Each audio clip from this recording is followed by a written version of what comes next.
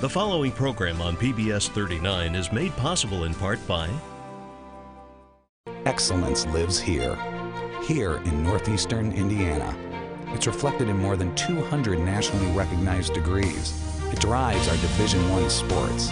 It's alive in our campus life. Excellence has a name, IPFW. Around our campus, around the country, around the world.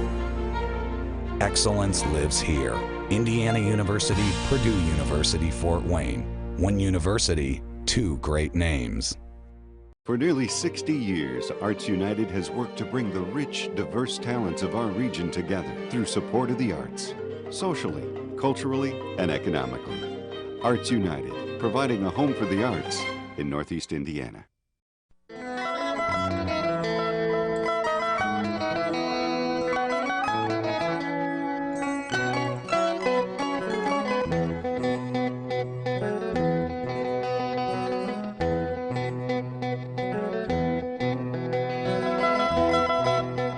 This is Arts Weekly. Arts Weekly is produced in cooperation with the College of Visual and Performing Arts at IPFW, offering degrees in fine arts, music, theater, and visual communication and design. Welcome to Arts Weekly. I'm John O'Connell, Dean of the IPFW College of Visual and Performing Arts. In the second half of the show, Monica Zwick and Carlene Krause will be here to talk about the Bishop Luers 40th Annual Show Choir Invitational. But first, I'm joined by Leigh Rowan and Matt Breunig from Fort Wayne's Farmers Market. Thank you for joining me and welcome to Arts Weekly. Thank you for having us. I think this is first time on Arts Weekly for the both of you, is that correct? That's true. That's right. Thank you for joining me. And let's talk a little bit about the Farmers Market, which I have to say I'm really surprised is happening in the middle of this winter that we're having. How long have you been involved with it, Leigh? Since the concept. Since the concept? Yes. And that is how long? We're at about a year and a half. And what makes it different from other farmers markets? Why is it called the Fort Wayne Farmers Market? Mainly because we didn't have a permanent location. You know, a lot of the locations like Southside, Bar Street, West Main, it's all associated with in the title. Mm-hmm. And since we didn't have a permanent location, year-round location, we just went with a simpler analysis for understanding. But it seems that it's constructed a lot like other farmers markets. It is. We always tried to have an 80-20 split, which is 80% farm, food, and natural, and 20% arts and crafts. And we are a producer-only market, which is a little bit different than some of the other markets. And we have a farm inspection program that we actually implemented to go out and to make sure that the farmers are, doing what they need to be doing to bring fresh produce and stuff to try to stay away from auctions. I'm going to back up a little bit. I don't know what those three terms mean. Producer-only, that's different from other farmers markets. How? Producer only means that the people that are actually there selling are the ones that are actually raising the product. So like at some farmers markets like up in Cleveland and the ones that are year round, they don't necessarily have, they might have pineapple there selling it, but obviously they're not growing pineapple. Right. So the produce that you actually see and the meat that you see and the eggs and the baked goods are actually made by the people there vending. And you said that you have people that go out and inspect these farmers. Is it a registered inspection of some sort, or is it just part of the organization? Just part of the organization that we just go out and make sure that if they're selling green beans through the summer that they're actually growing green beans, or it's not a perfect system, but we're one of the few in Indiana that actually do it with us, and then a group around Indianapolis that does it. Well, what got you interested in it? Are you a producer of green beans? Not green beans. I am an Indiana artisan, and I won the awards for my breads. I actually have a stone mill, and I manufacture my own breads and my own flour and everything from scratch. Here in Fort Wayne? Oh, where's that? I don't do retail. I just do farmers markets and wholesale. So I had a small retail in Wabash, and with the economic downturn, everybody got affected, and so I kind of picked up and moved to the big city. Well, then you're part of the 80% that is food and produce, et cetera, and then you have 20% which is artisans of some sort. That's correct. And Matt, you're one of those 20%. You're an artisan that has joined the farmers market. I am. What is your craft, if you will, or art? I'm a jeweler. I make and repair jewelry. You repair jewelry as well. Yes. Mainly you make or repair or do both? Mainly make, but repair is also the bread and butter. And how long have you been a jeweler? 20 years. 20 years. Yes. What did you have an education in it? Did you I study went it? to the Texas Institute of Jewelry Technology in Paris, Texas for an 18-month program, and then took an additional semester of gemology to learn to identify color stones and grade diamonds. Do you have a favorite stone or a favorite kind of gem that you work with? Diamond. A diamond. Yeah. Well, wouldn't that be everybody's favorite? Yeah, I mean, if I have to work with a gem, let's make it a diamond. Yeah, absolutely. You could have said me. And have you been with the farmers market a long time, or is this new to you? Nope, just 1 month. And how did it go? Went well. Do you just bring all of your jewelry, or do you set up a booth? How does it? Yeah, we set up the jewelry, and I also have my bench on site in case someone purchases a ring and needs it sized to fit their finger. I do that on site, and it also allows people to see what I do for a living.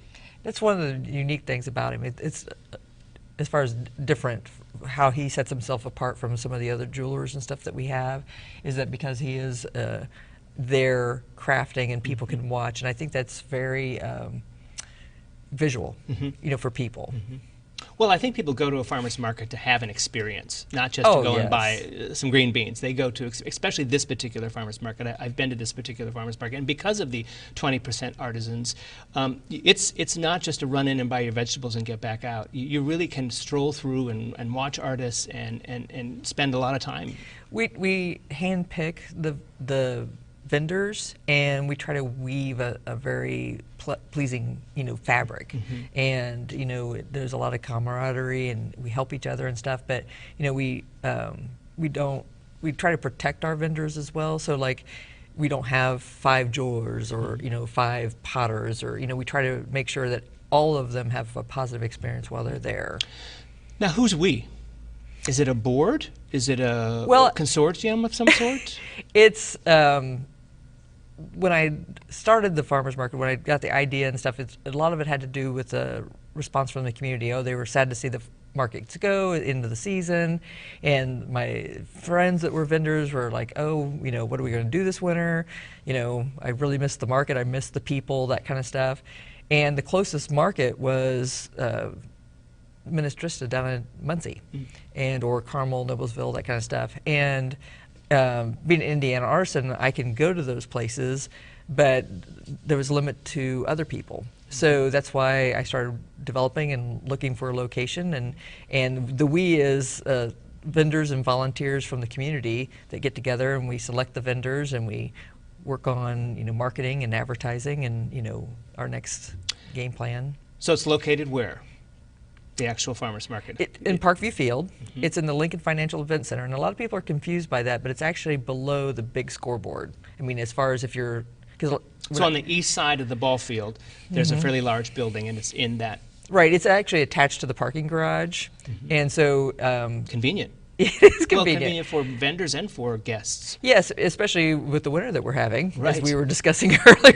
Yeah.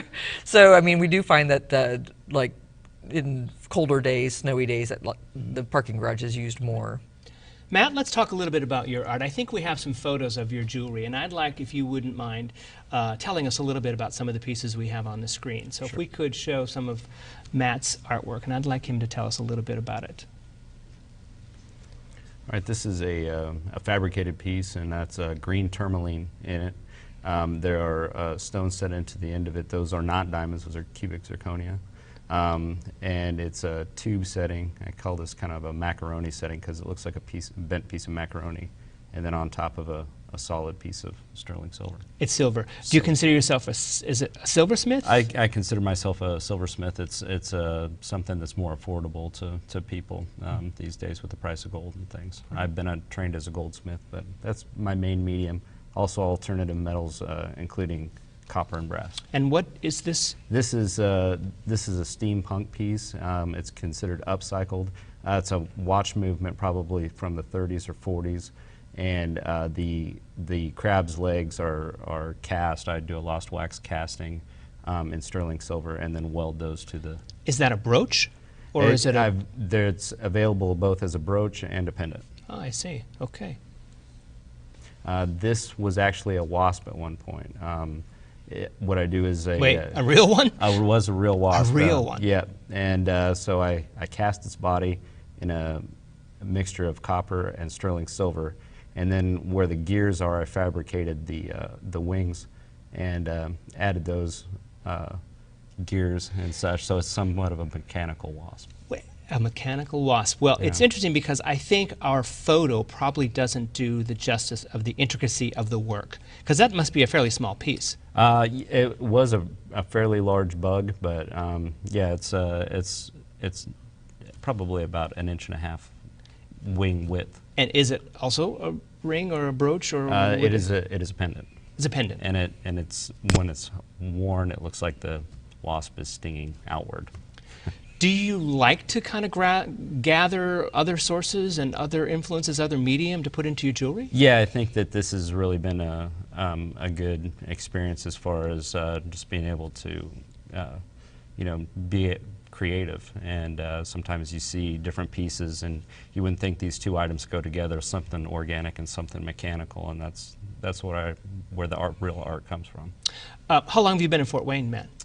Just since July. Oh, it's really new to Fort Wayne.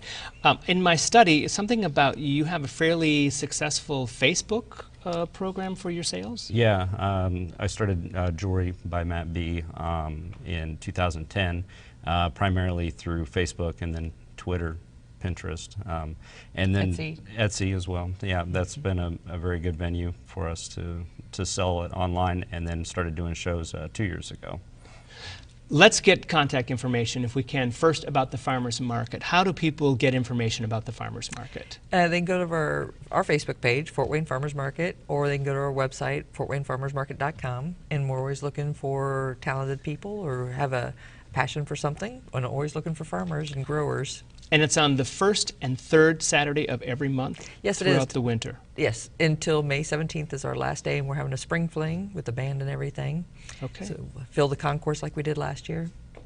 And Matt, how do people get information about your jewelry? They can look at it in any way under Jewelry by Matt B on Facebook and Twitter and Pinterest as well, and that will connect you to the Etsy site where pieces are available. Facebook is a good running portfolio of things that I've made in the past, and you can also make custom requests there. So people get a good idea of what you've done in the past, and if they want something customized, you're happy to sit down and have Absolutely. a conversation with them. It's nice to be at a place like the market where you have an influence of people and their ideas, Right. where you may not.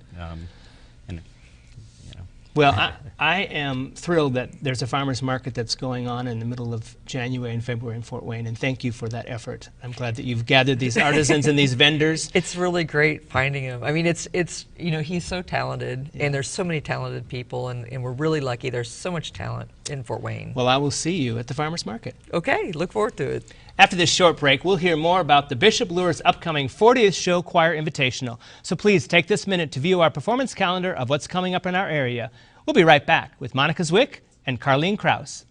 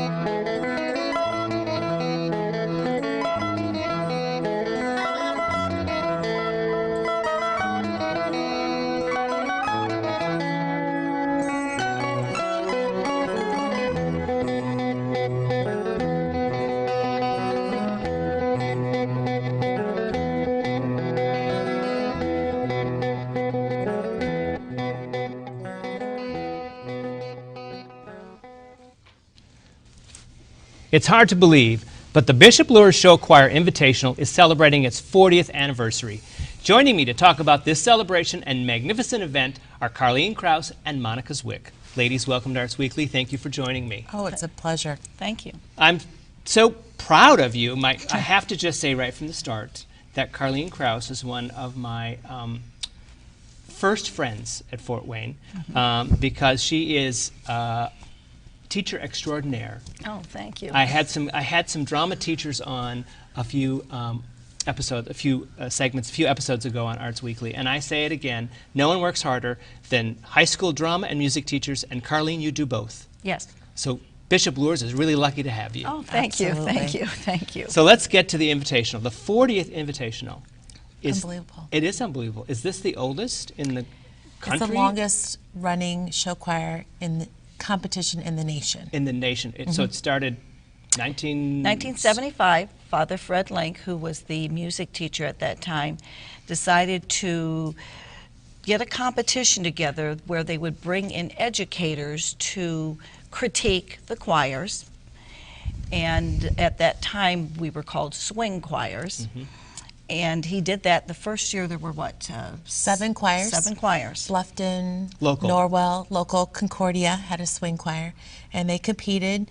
And it was basically putting more of the emphasis of singing, the vocal performance, along with some dancing.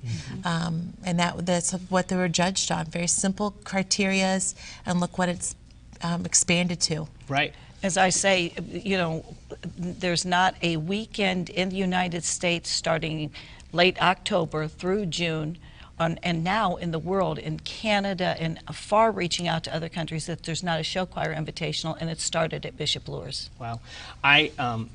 You've been working on this now. How long have you been director of music at Bishop Luers? I've been a director of music at Bishop Luers for the last 15 years, and the director of the theater or performing arts department since 1985-86. So you've been doing show choirs for 15 years as well.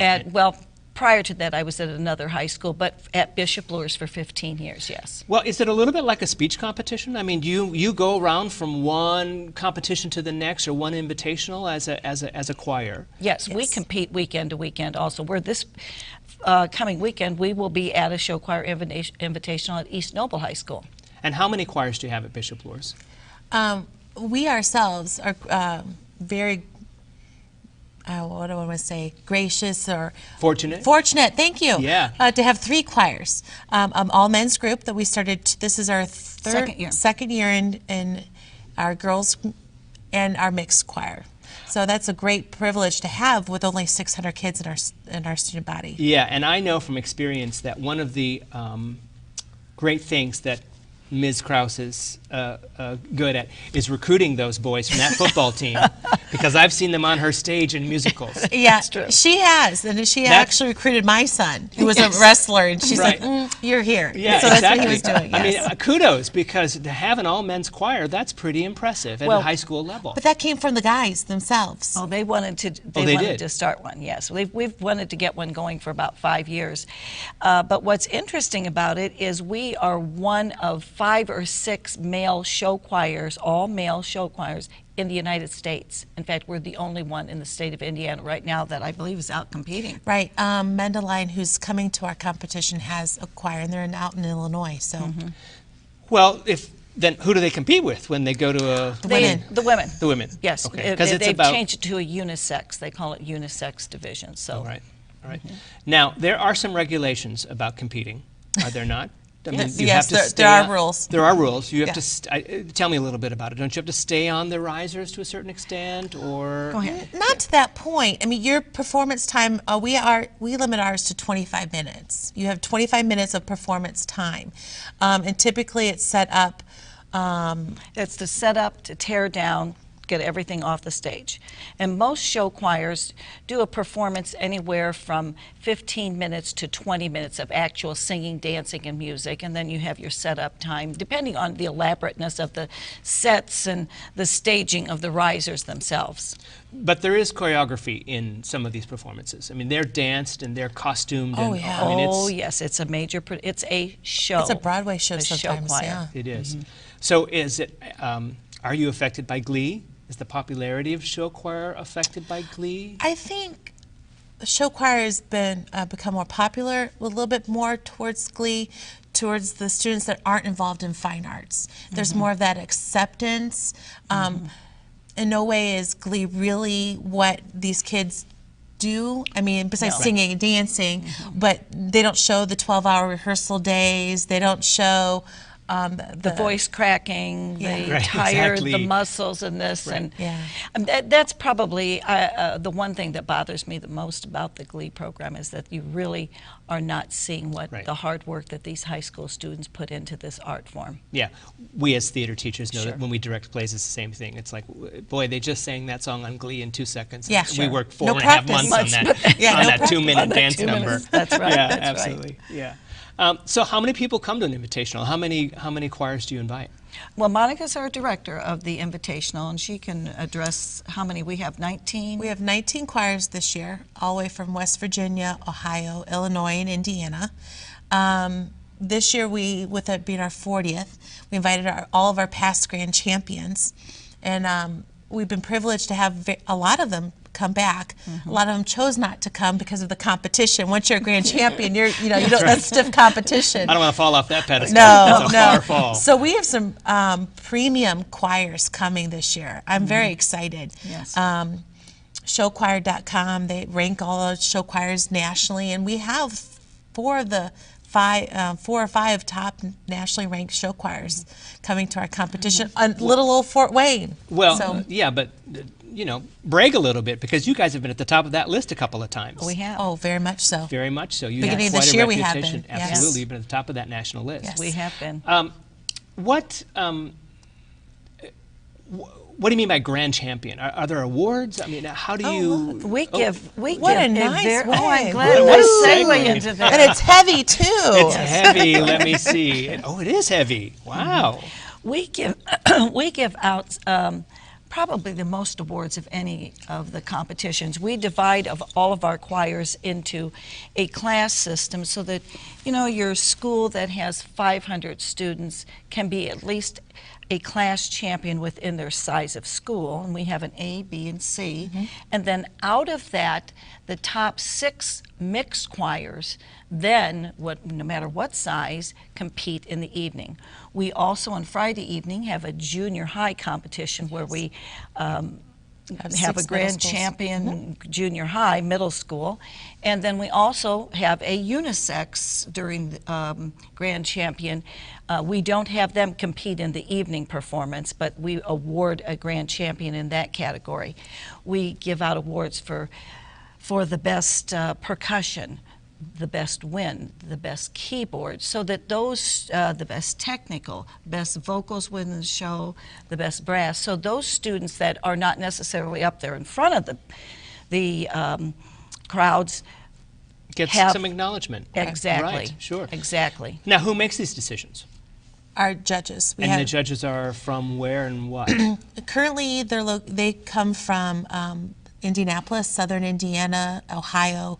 They're college professors. They're professionals in their criteria that we want them to judge in. Choreography, music. Costume, general backstage, effect, general that kind of effects, stuff. And we have a timing judge to make sure that our choirs are getting on the stage and off the stage within a certain amount of time and this right amount of people too. And then for our caption awards, which were the percussion, Larry Ford, who people know here in Fort Wayne, Dave Jones, Judge Tom Feltz is our keyboard judge. So we bring specialists in those areas to judge those students in those categories. When you say the grand champions will compete at night, so there's a series of competitions during the day and then they come back and they do the same program again, or they can do a different program? No, it has to be exactly the same according to our rules. We have 19 choirs that perform throughout the day, and of those 19 choirs, 6 of them go on the mixed choir, and they have to perform the exact same show.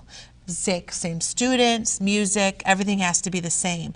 And they're judged and compared among their 6, and we grand champion that final person. So if you add that up, Monica, you're talking about 25 concerts in one day. Absolutely. And not including our choir performing at the same time too. We'll perform In one twice. venue, or do you In have one- several? It's back to back. Back to Boom, back. I would boom, love boom. to have another venue, but with that takes another building, another 6 more judges. Yeah. But it's a wonderful thing. Yes. Yeah. Well, it's good for students to have that kind of as I said earlier, you attract football players, wrestlers. I like the fact that your show choir is about the participation and not so much about you've always been about the educational element of your theater and of your music, and I really like that about your program.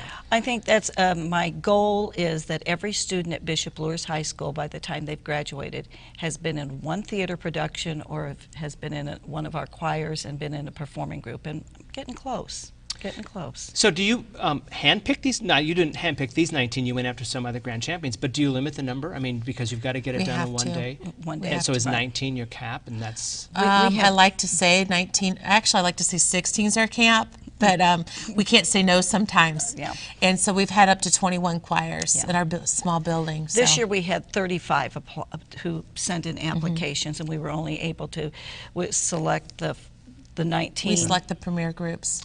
Let's get to the information, because I don't want anyone to not know when this incredible event is. So how do they find out about information regarding the show choir?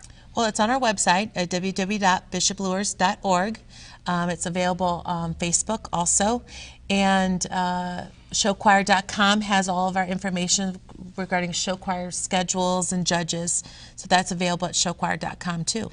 And they can call the school at 456-1261 and ask for Monica Zwick, and we can get them ticket information at that point. And the big event starts Friday, March 7th at evening with the junior and middle school choirs, but all day on Saturday, March 8th, starting at what time? 8 a.m. and our last performance is at 11:30. Well, I would say buy tickets early, because that evening performance is going to be incredible. It will. It will be. Thank you. Well, congratulations on your 40th anniversary. Oh, thank you so much. And I look forward to seeing as much as I can. And the spring play real fast is Wizard of Oz. Wizard of Oz. I will have you back on the show to talk about that. Great. 75th anniversary. Great. Thanks. I'm John O'Connell, Dean of the IPFW College of Visual and Performing Arts.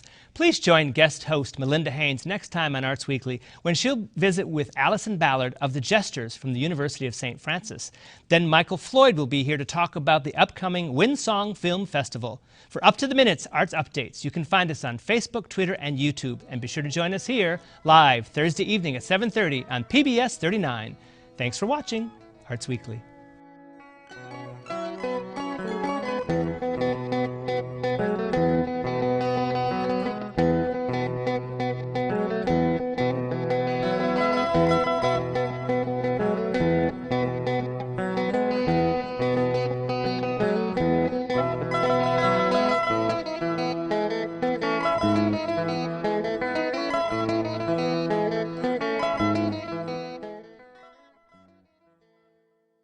The preceding program on PBS 39 was made possible in part by Excellence lives here in northeastern Indiana. It's reflected in more than 200 nationally recognized degrees. It drives our Division I sports. It's alive in our campus life. Excellence has a name, IPFW. Around our campus, around the country, around the world. Excellence lives here. Indiana University, Purdue University, Fort Wayne. One university, two great names. For nearly 60 years, Arts United has worked to bring the rich, diverse talents of our region together through support of the arts, socially, culturally, and economically. Arts United, providing a home for the arts in Northeast Indiana.